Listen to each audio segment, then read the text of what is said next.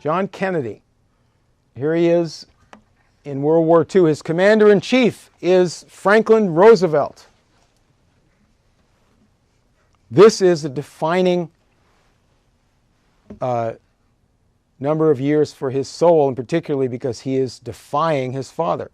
And he knows what his father's up to, not just that he's pro-Hitler. He knows the whole thing about the British. 1954, he's in Congress. He's a senator by this time. He actually had toured Asia and India. So here he's calling for liberty as the key to victory. If the West wants to have a victory in Indochina, they should give them liberty. In other words, end the colonial status. Here's his famous speech backing independence for Algeria in 1957.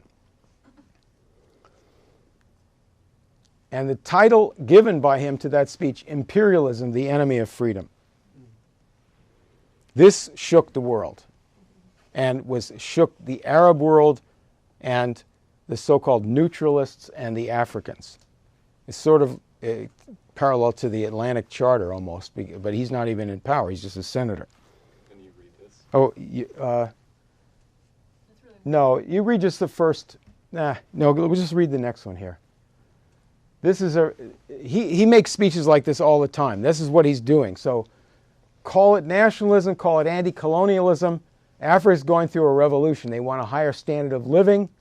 They live by subsistence agriculture. They want an opportunity to manage and benefit directly from the resources in, on, and under their land. They want to govern their own affairs. It was in our schools that some of the most renowned African leaders learned about dignity and equality. And he's referring here in particular to his developing friendship for Kwame Nkrumah, the father of African nationalism, who came here to the United States and was here 10 years before he went back to Ghana. We'll get to that in a second. This is more in the campaign.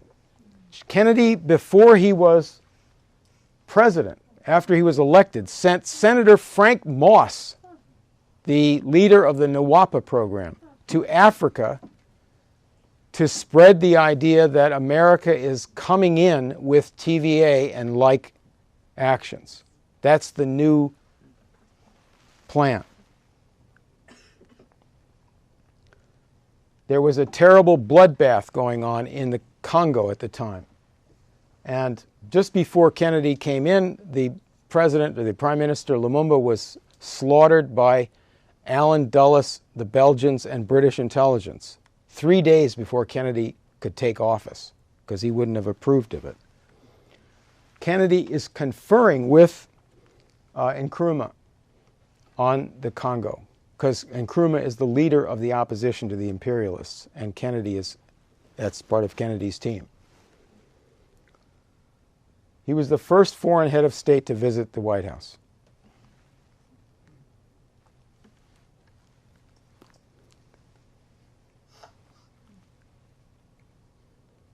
Do you see the cursor? Or I'm supposed to press this red button?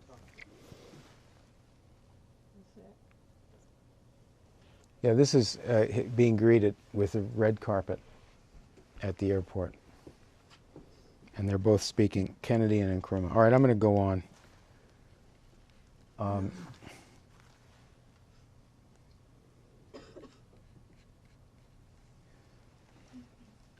The next month, President Sukarno of Indonesia came, another man denounced as a red enemy, and visited with Kennedy.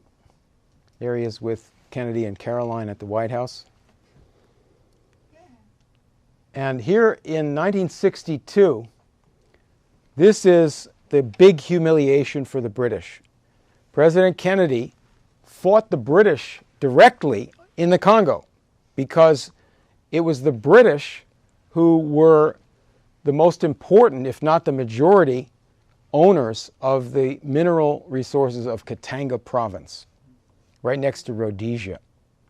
And this includes British lords on the board. It includes the Rothschild family, bankers who are international in Europe and England. And the British sponsored a breakaway of that mineral-rich province of the Congo. Kennedy said, we are not going to allow that. We are not going to allow sovereign nations to be broken up. And with the support, at least the nominal support of the Belgian government, this is the former Belgian Congo, Paul-Henri Spaak was prime minister, supporting Kennedy, so that the British were the only support in public for this murderous secession of Katanga province. Kennedy got the United Nations armed, and they went in and crushed the secession while Kennedy was alive. And that was a terrible humiliation and defeat for the British Empire. And they were writing things at the time about, we're losing everything. Why were they losing everything? It wasn't just this, but you get an idea of this as we see from here now. This is 3 months before his murder, right after Martin Luther King's speech. There's Dr. King on the left and Walter Reuther over here. So he had the backing of civil rights and labor in the United States. He's working together with the coming up leaders of all of Asia and Africa and South America. And his friends are dominating Europe, except for England. And I don't doubt that he had a lot of friends in England too, who didn't care to just exterminate civilization. Here's the October 11th memorandum. The president plans to withdraw 1,000 military personnel by the end of '63 from Vietnam. There's more on this. This is 9 days, or 7 days before his assassination.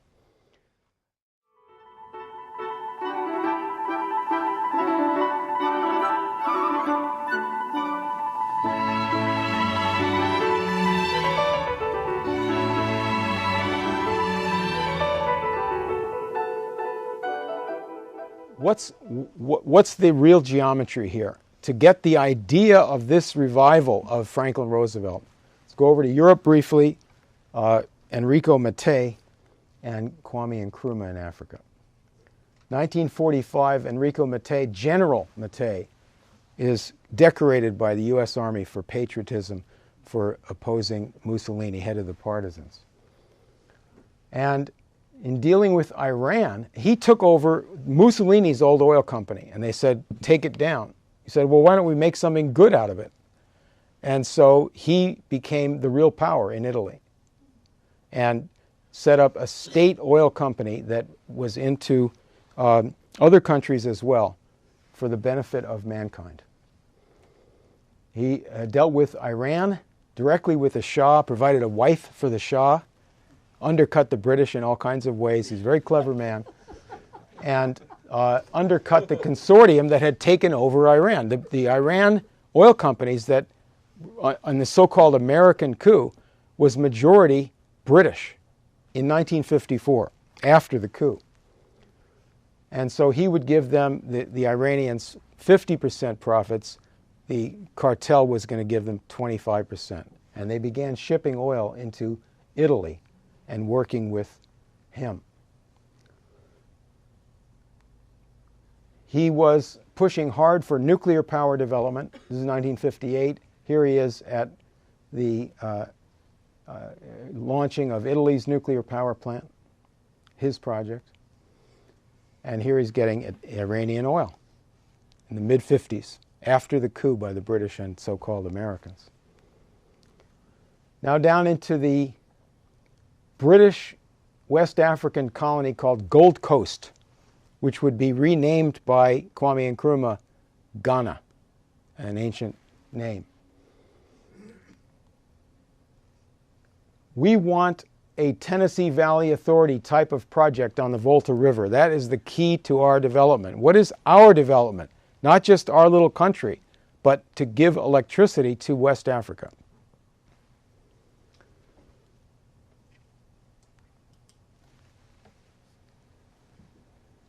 And they wanted to make Ghana the industrial center that would give the lead to Africa, with a new harbor and interior communications. This is really important. He was in the United States from the mid-30s into the 40s.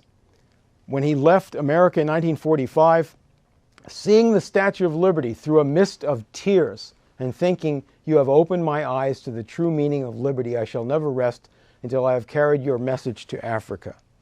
This is a son of Africa and of the Franklin Roosevelt and Lincoln tradition in the United States. He went to Lincoln University in Pennsylvania and was completely bound up with American civil rights leaders from the 30s into the 60s.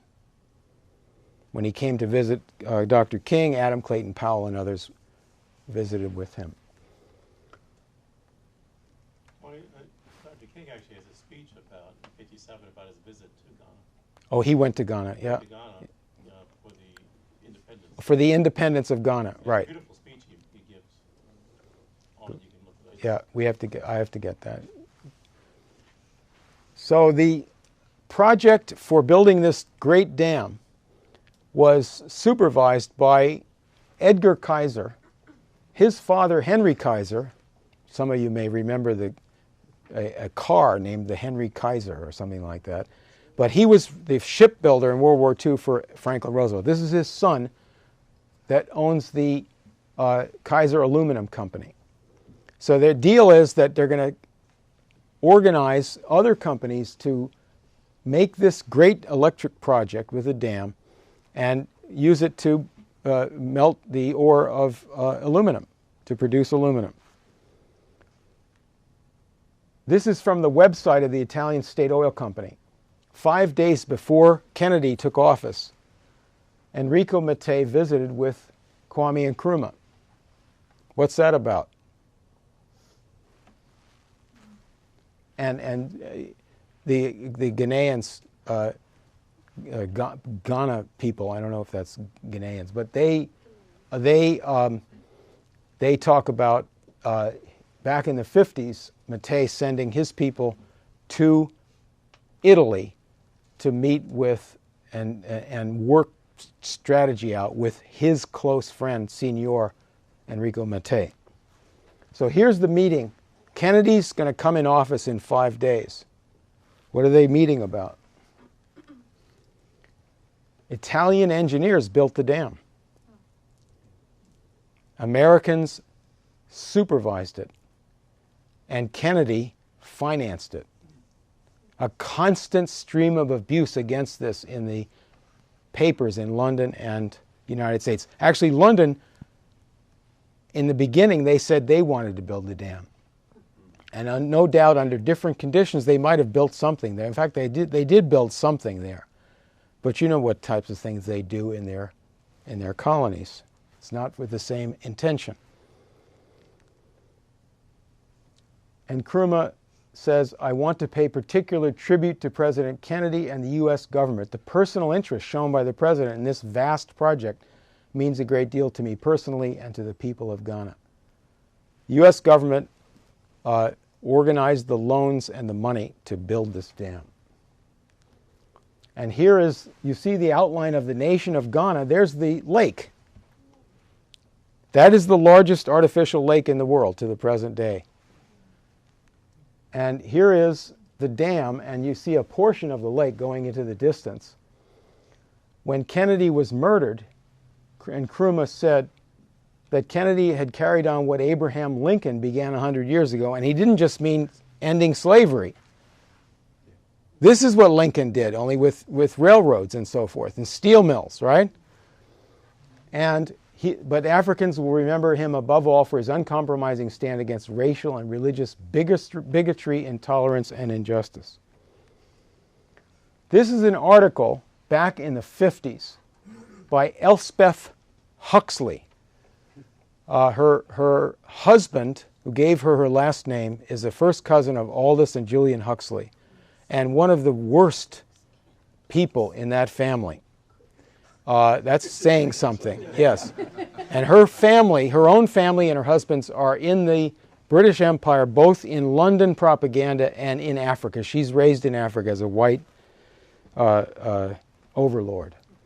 This is about Ghana's dangerous plans. And she writes a series in the New York Times, this British lady. The Great Volta River Project, which will put this cocoa colony on the world map, is to go through. And it will mean cheap power for backward Africa. Assembly lines for ex-cannibals. The scheme may take 20 years to complete. And then she's talking about how it can be disrupted with tribalism and other games. Nkrumah reports plot to slay him. 1958, New York Times. Foreign financed plot is charged by Ghana. 1959. Oh, some unspecified foreign country. Oh, the opposition leader flees to London. Queen visits Ghana. Bombs explode. The day before, 5 days before Queen Elizabeth was to visit here.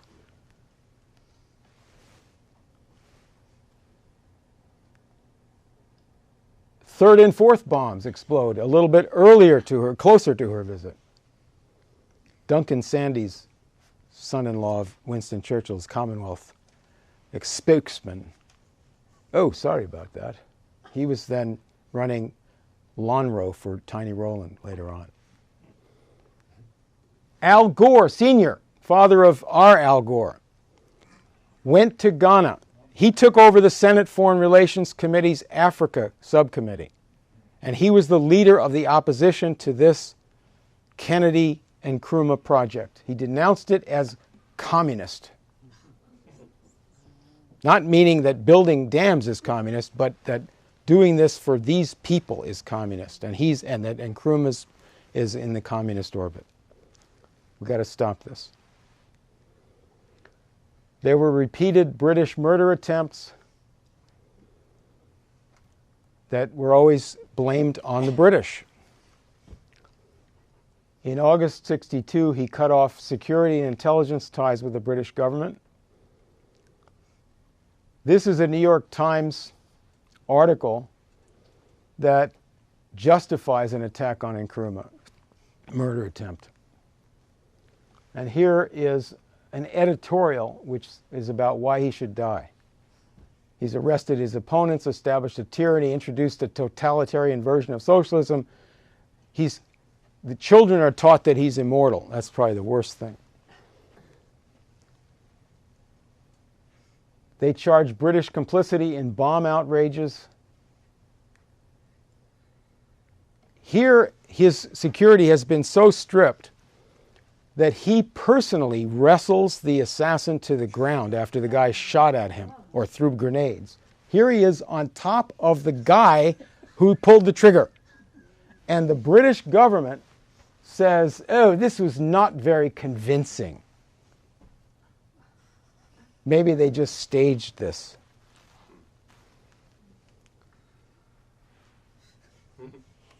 Ghana ends relations with Britain, followed by Nkrumah is reported out after Ghana army coup. He was overthrown in 1966, just after the dam was completed, and that would be less riots. Where was that coup planned? You have to go no further than the New York Times. I'm sorry, UPI. This is in the New York Times. How the coup was planned in London. They give the address.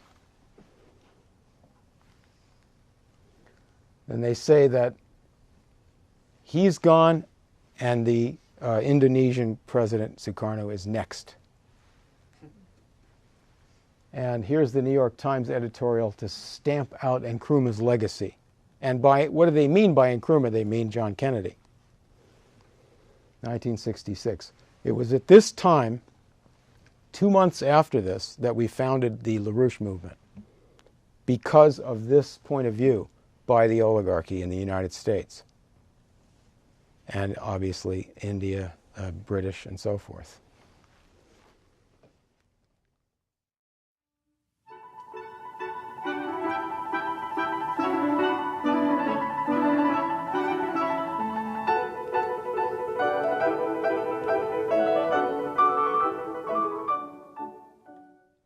Here, go back briefly to John Kennedy. This is from 1940. Vast power source in atomic energy opened by science. Uranium is 5 million times as potent as coal. A pound of it's equal to 3 million pounds of gasoline. A natural substance found abundantly in many parts of the earth. I don't know about, what's going on at detail level in the New York Times.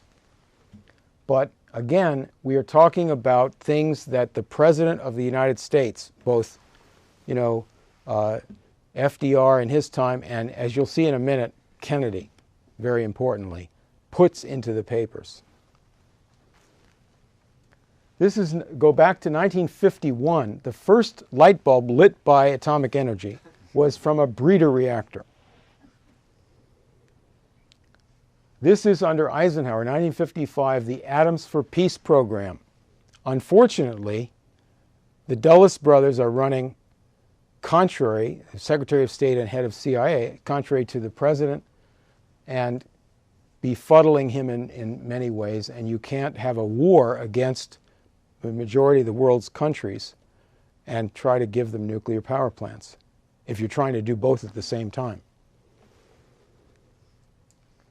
1961, April 9th, work on Indonesia. This is John Kennedy, just after he's in office. Work on Indonesia's first atomic project was officially started today by President Sukarno. Project is under the joint sponsorship of the United States and Indonesia. He laid the first stone, 100-kilowatt atomic reactor. The reactor has been provided through a U.S. grant used for training, research, and production of isotopes. This is the program of John F. Kennedy for nuclear power. And it's based centrally on the development of the breeder reactor. Only by the use of breeders will we really solve the problem of adequate energy supply for future generations. This is the report that he asked for from his leader of the Atomic Energy Commission, Glenn Seaborg, a great scientist back in the who I guess you could say invented plutonium back in the Manhattan Project. And Seaborg is a fighter for nuclear energy and a fighter against nuclear war, both with equal passion. So this is the report dated November 20th, 62. Anybody can find this easily. It's not, nothing is covert. Nuclear power promises to supply the vast amounts of energy this nation will require for many generations to come, will provide a significant reduction in national cost for electrical power. They stressed that we are going to have this take the place of oil and coal, and after 2000, essentially all of our new power plants will be atomic. This is, in August of 61, congressional House hearings on the development of the nuclear rocket program for going to Mars, called the Rover Project. And it's interesting to see, there's so many leads to follow up here. Chet Hollifield and other people in Congress were pressing on Kennedy the way, Frederick Douglass pressed on Lincoln. Go faster. Do this faster. This is obviously the future. And I didn't put all these slides on because you're getting tired already. But in the newspapers at this time, day after day, atomic rockets for Mars. You can't go to Mars without this. And of course we're going to Mars and the outer planets. The time is crucial. That's the thing. You have to go faster to make it practical. This is John F. Kennedy, President of the United States, and Dr. Seaborg at the Nevada test site for the rover, the nuclear rocket to Mars. That's the only thing that's what this site was about. This is, again, a widely available photograph.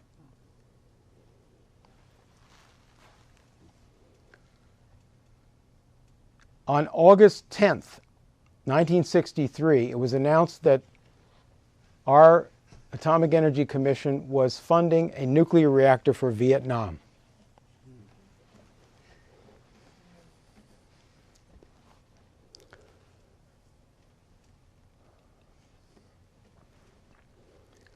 October 29th, less than a month before the assassination, this reactor was dedicated by the president of South Vietnam and Henry Cabot Lodge, our ambassador.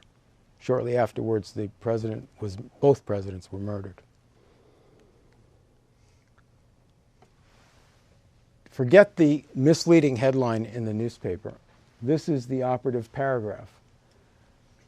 This is a much later article in the New York Times.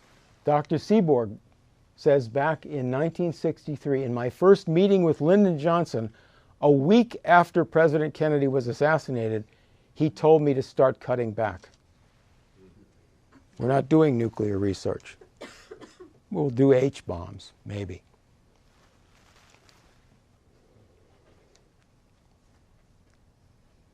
The Indonesia nuclear reactor was inaugurated the next year. First sustained nuclear chain reaction. Scientists from the United States assisted in the experiment.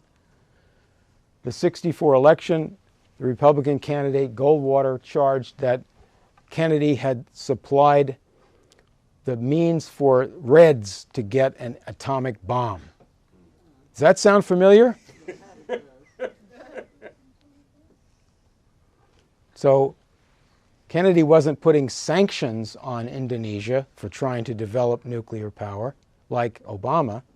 He was giving them the nuclear power. And not just giving it to the nation and some stooge like the Shah, but giving it to his friend and the friend of his daughter in the White House and whatever, the president of Indonesia, who had stamps in his post office honoring Benjamin Franklin and Thomas Jefferson and George Washington. The reactor in Vietnam, this is 1968. The war is going on in Vietnam now after Kennedy's dead. And is that after Bobby's dead? Yes. Couple of days. What's what? Couple of days. Couple of days after Bobby's dead. They declare in Vietnam, I'm sorry, we can't do much with this reactor because the war is raging all around it. Oh, I forgot to mention one thing. After Truman dropped the atomic bomb on Japan, he told Acheson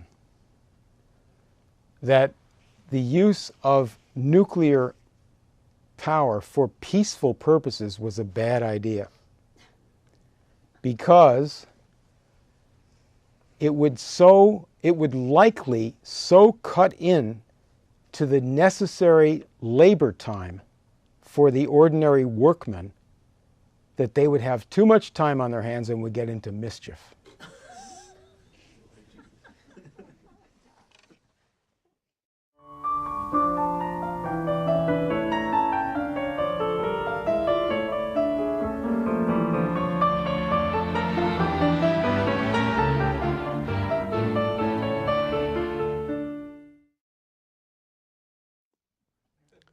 So I want to just now go back to Kennedy and what he knew when he came into office.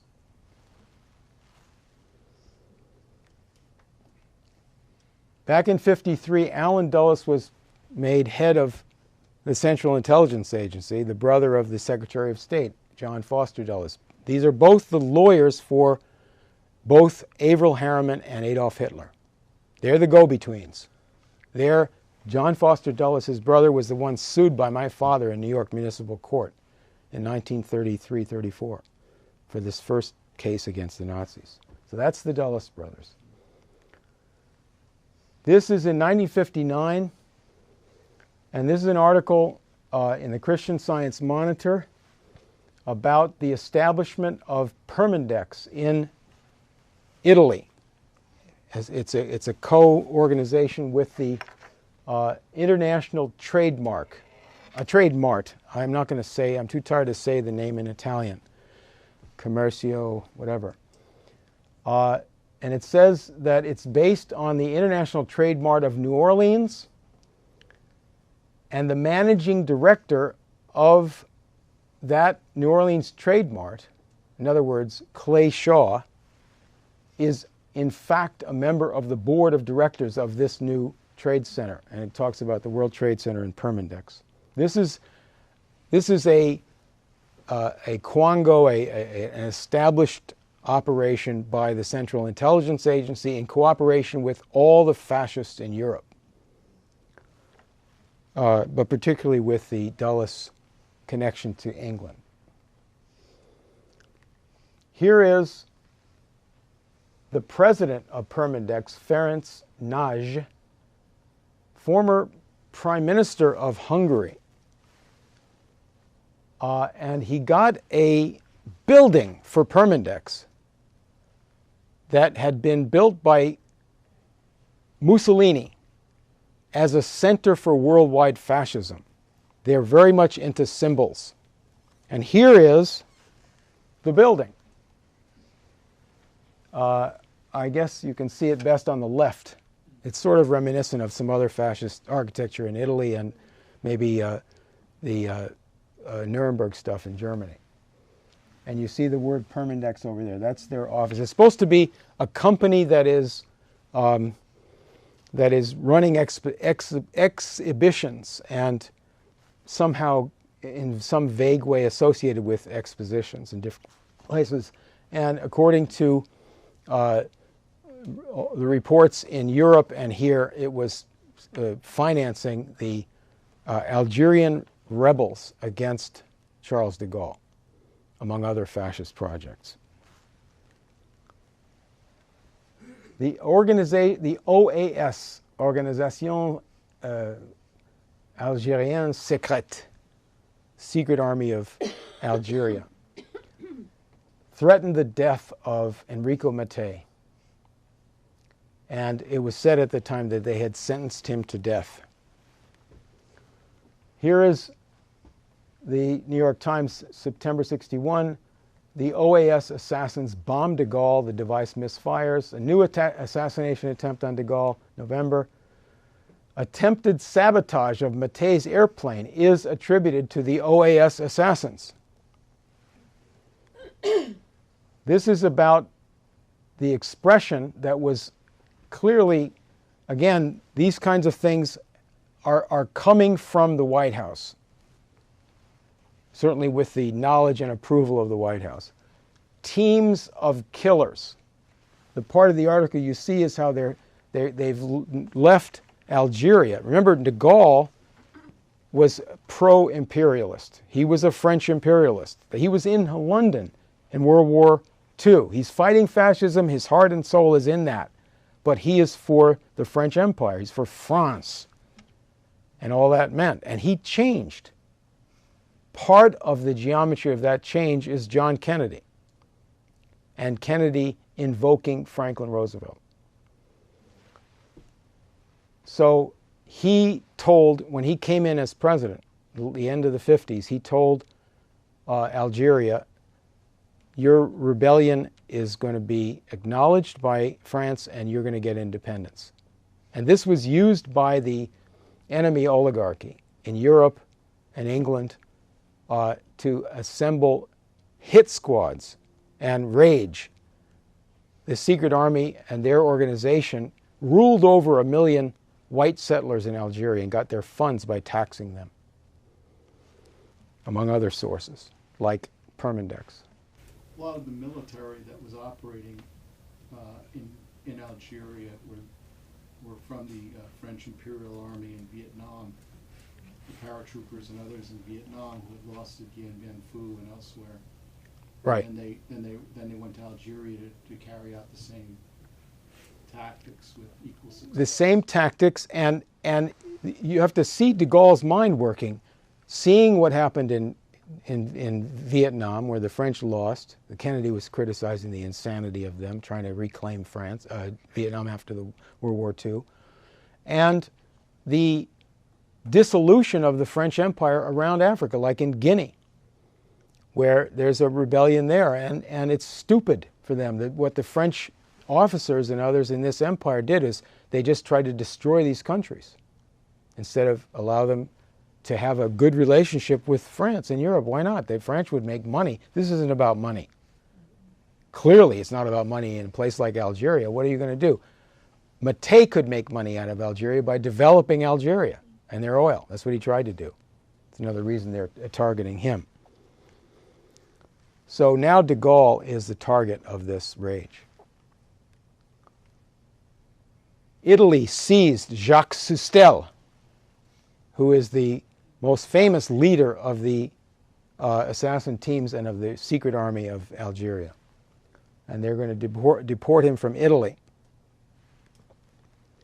More attempts to kill de Gaulle. Motorcyclists machine gunned de Gaulle's car while he's in it. Bullets missed him by inches. President Kennedy sent a message today expressing gratitude the French president escaped unhurt. Bidault, Georges Bidault, who was formerly Prime Minister of France. Now he's a co-leader of this assassin bureau. He's an exile traveling around, and he's in Italy when he is expelled from Italy, September 9th, 1962. The next month, Mattei was killed. His plane was sabotaged. The newspapers said it was an accident. And when you have a statement like that, an explanation like that, it is not intended that anybody believe it. It's just like the Warren Commission. The Warren Commission was not really a cover-up. It was bullying, and people stood for it. Because what you're looking at here is in the newspapers all over the world. Why he had to die, an editorial in the New York Times. His bitter antipathy to the major international oil company. He died by accident, but this is why he had to die. He was detrimental to the political and economic interests of the free world. Oh, he was no communist, but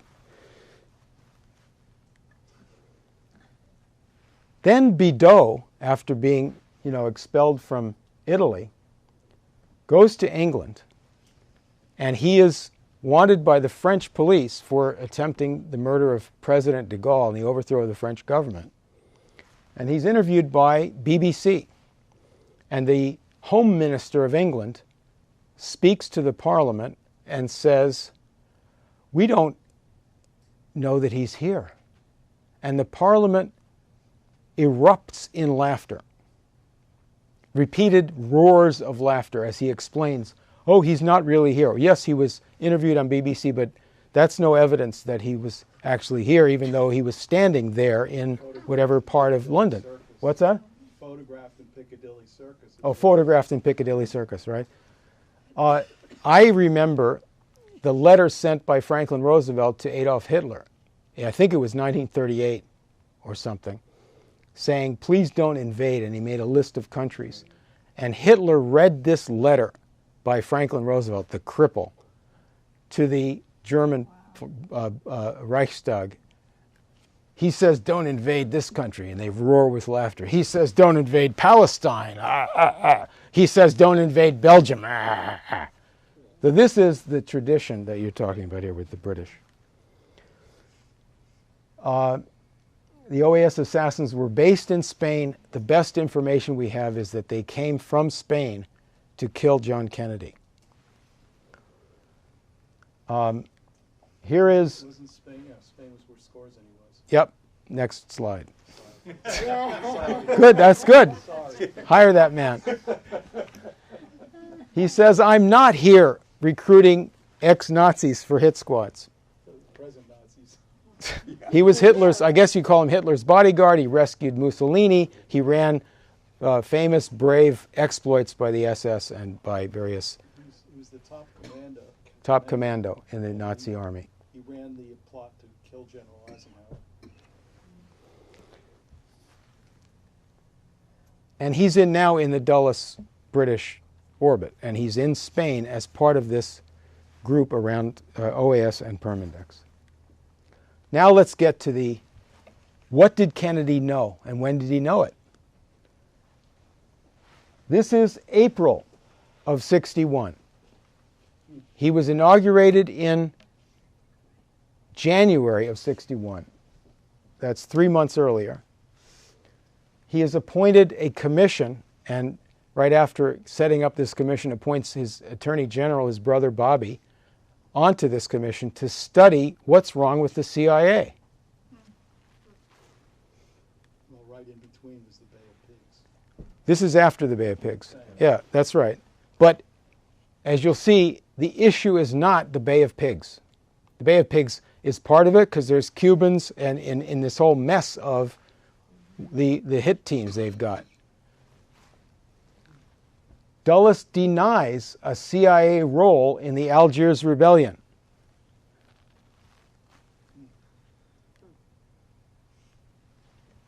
But Kennedy was beginning there a purge of the Dulles group and their combination with these assassin teams.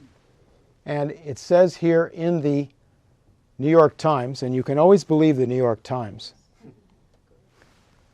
that he was reacting to an embarrassing liaison of the CIA with the anti-Gaullist officers who staged last week's insurrection in Algiers. Can you read this? Can you read that? Just the one on the right. President Kennedy is said to have... No, yeah, right here, just up on the top on the right. Kennedy had learned of encouragement to the mutineers by the Central Intelligence Agency, which is said to have become a reactionary state within a state in the United States. He fired Dulles in September. That's the reason. Dulles was fired because he was running, along with the British, hit teams that were assassinating leaders that tried to kill de Gaulle, that murdered Mattei, and were part of all the murder going on around the world against Africans and elsewhere. So this is a war.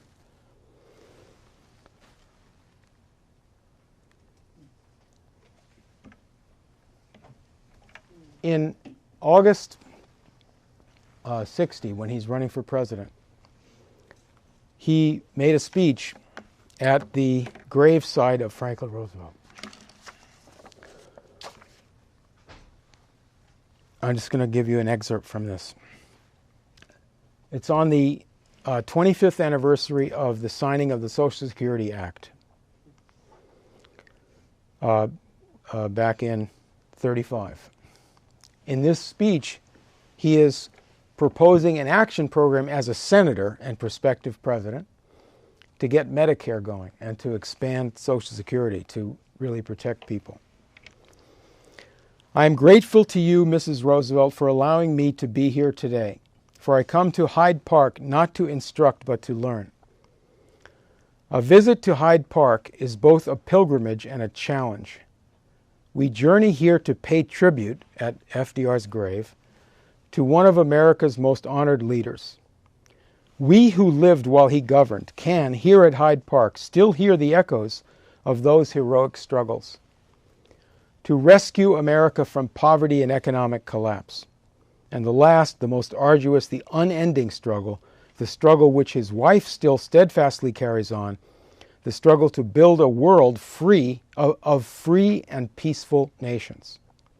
This is how he concluded this address. The writers of the Declaration of Independence did not promise us happiness. They promised only the pursuit of happiness, and by this they meant fulfillment as a nation and as human beings. It is this pursuit which we must now resume. There are new problems, new dangers, new horizons, and we have rested long enough. The world is changing, the perils are deepening. We must now take the leadership in that great march. And this is why we have gathered here at the home of enduring greatness, not merely to pay tribute, but to refreshen our spirits and stir our hearts for the tasks which lie ahead. We celebrate the past to awaken the future. This was said for all time almost 100 years ago by a great American standing at another graveside at another memorial service. It is, he said, for us the living to be dedicated here to the unfinished work which they who fought here have thus far so nobly advanced. It is rather for us to be here dedicated to the great task remaining before us, that from these honored dead we take increased devotion to that cause for which they gave the last full measure of devotion, that this nation under God may have a new birth of freedom. Today, in that spirit, we pay our humble tribute. That's it.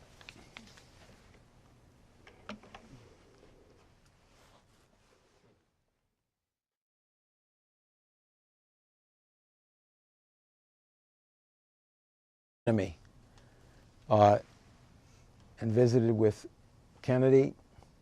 There he is with Kennedy and Caroline at the White House. And here in 1962, this is the big humiliation for the British. President Kennedy fought the British directly in the Congo because it was the British who were the most important, if not the majority, owners of the mineral resources of Katanga province, right next to Rhodesia.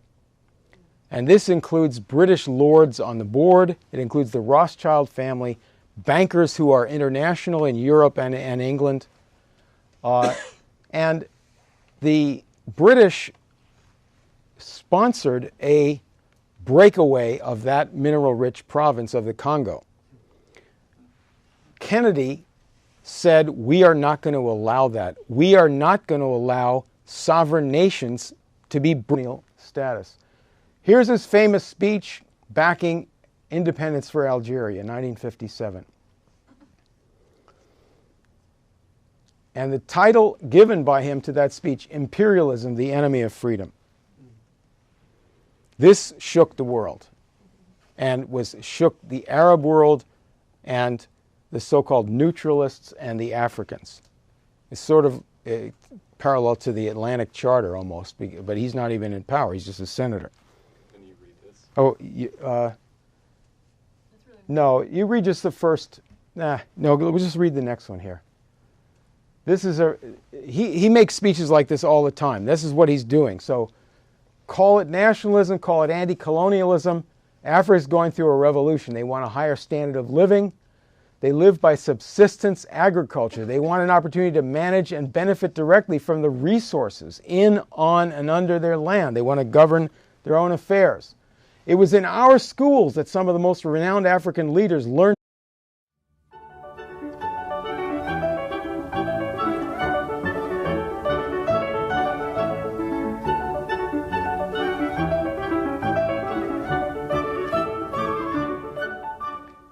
John Kennedy. Here he is in World War II. His commander-in-chief is Franklin Roosevelt. This is a defining number of years for his soul, and particularly because he is defying his father. And he knows what his father's up to, not just that he's pro-Hitler. He knows the whole thing about the British. 1954. He's in Congress. He's a senator by this time. He actually had toured Asia and India. So here he's calling for liberty as the key to victory. If the West wants to have a victory in Indochina, they should give them liberty. In other words, end the colonial about dignity and equality. And he's referring here in particular to his developing friendship for Kwame Nkrumah, the father of African nationalism, who came here to the United States and was here 10 years before he went back to Ghana. We'll get to that in a second. This is more in the campaign. Kennedy, before he was president, after he was elected, sent Senator Frank Moss, the leader of the NWAPA program, to Africa to spread the idea that America is coming in with TVA and like actions. That's the new plan. there was a terrible bloodbath going on in the Congo at the time. And just before Kennedy came in, the president, or the Prime Minister Lumumba, was slaughtered by Allen Dulles, the Belgians, and British intelligence 3 days before Kennedy could take office, because he wouldn't have approved of it. Kennedy is conferring with Nkrumah on the Congo, because Nkrumah is the leader of the opposition to the imperialists, and that's part of Kennedy's team. He was the first foreign head of state to visit the White House.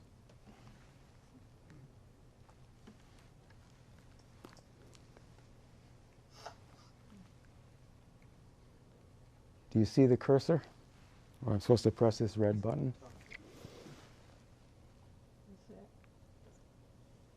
Yeah, this is being greeted with a red carpet at the airport.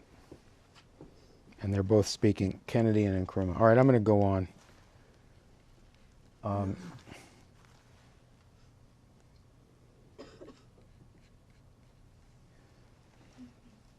The next month, President Sukarno of Indonesia came, another man denounced as a red